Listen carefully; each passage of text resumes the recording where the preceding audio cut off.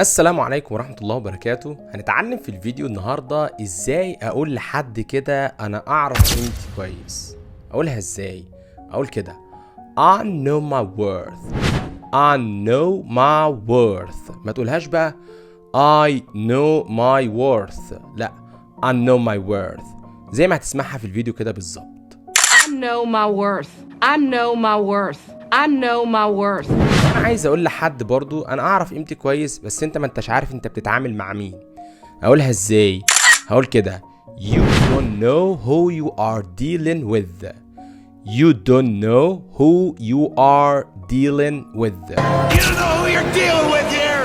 You don't know who you're dealing with, do you? You don't know who you're dealing with. طب لو انا عايز اقولها كسؤال، هل انت تعرف تتعامل مع مين؟ هقوله كده Do you know who you are dealing with?